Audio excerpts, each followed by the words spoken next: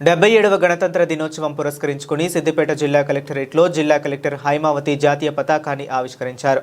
అనంతరం police parade గ్రౌండ్లో గౌరవ వందనం స్వీకరించి స్వతంత్ర సమరయోధుల కుటుంబాలను సన్మానించారు. జిల్లాలో ఉత్తమ సేవలు అందిస్తున్న ఉద్యోగులకు ప్రశంసా పత్రాలను అందించారు. వేడుకల్లో నిర్వహించిన సాంస్కృతిక కార్యక్రమాలు అందరినీ ఆకట్టుకున్నాయి. ఈ సందర్భంగా జిల్లా అభివృద్ధికి నివేదికను కలెక్టర్ చదివి వినిపించారు. మహాలక్ష్మి పథకం కింద టీజీఎస్ఆర్టీసీ బస్సులలో 7,89,00,000 మంది మహిళలు ఈ ఉచిత రవాణా సౌకర్యాన్ని ఉపయోగించుకుని 299,78,00,000 రూపాయల లబ్ధి పొందారన్నారు. పేదలకు ఉచిత కార్పొరేషన్ వైద్యం అందించేందుకు ప్రభుత్వం రాజీవ్ ఆరోగ్యశ్రీ పథకాన్ని అమలు చేస్తుందన్నారు. చికిత్స పరిమితి 5 లక్షల నుంచి 10 లక్షలకు పెంచి అదనంగా 163 చికిత్సలను చేర్చిందన్నారు. ఈ పథకం ద్వారా మొత్తం 1,835 చికిత్సలకు వైద్యం అందుతుందన్నారు. జిల్లాలో 21 ఆసుపత్రులలో రాజీవ్ ఆరోగ్యశ్రీ సేవలు అందించబడుతున్నాయని తెలిపారు. ఇప్పటి వరకు 26,481 మంది శస్త్రచికిత్సలు చేసి 77,56,00,000 రూపాయలు ఖర్చు చేయడం జరిగిందన్నారు. బడుగు బలహీన వర్గాల ప్రజల సొమ్ము సొంత ఇంటి కల సాకారం దిశగా రాష్ట్ర ప్రభుత్వ ప్రవేశపెట్టిన ఇందిరమ్మ ఇళ్ల పథకం ద్వారా జిల్లాలో 13,057 ఇందిరమ్మ ఇండ్లు మంజూరు అవగా వాటిలో 9,079 ఇండ్లు ప్రారంభించి 110 ఇండ్లను పూర్తి చేసుకుని ఇప్పటి వరకు 183.39 కోట్ల రూపాయలను ఖర్చు చేయడం జరిగిందని తెలిపారు.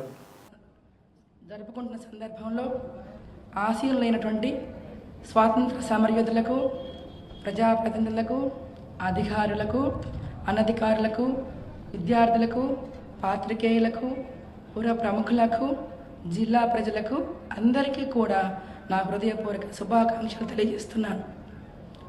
1950 జనవరి 26న భారత రాజ్యాంగం అమల్లోకి రావడంతో భారతదేశం ఒక సార్వభౌమ సామ్యవాద లౌకిక ప్రజాస్వామ్య గణతంత్ర దేశంగా అవతరించింది.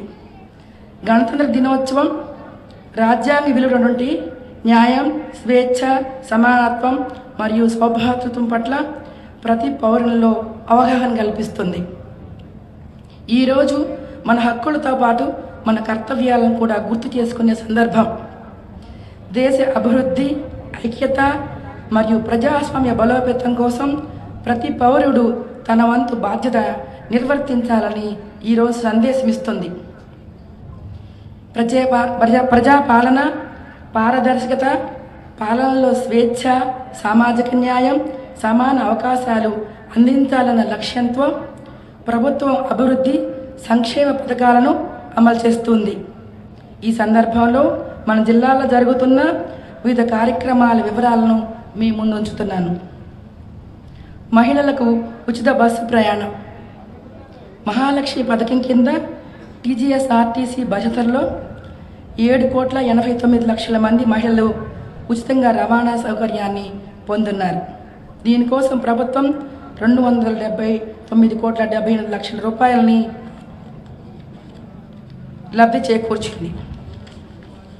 రాజీవ్ ఆరోగ్యశ్రీ పథకం. పేదలకు ఉచిత కార్పొరేట్ వైద్యం అందించేందుకు ప్రభుత్వం రాజీవ్ ఆరోగ్యశ్రీ పథకాన్ని అమలు చేస్తుంది. చికిత్స పరిమితిని 5 లక్షల నుంచి 10 లక్షలకు పెంచి అదనంగా 163 రకాల చికిత్సలను చేర్చడం జరిగింది. ఈ పథకం ద్వారా మొత్తం 1,835 మంది రోగులు చికిత్సను అందించడం జరిగింది. జిల్లాలో 21 ఆసుపత్రుల్లో రాజీవ్ ఆరోగ్యశ్రీ సేవలను అందించడం జరుగుతూ ఉంది.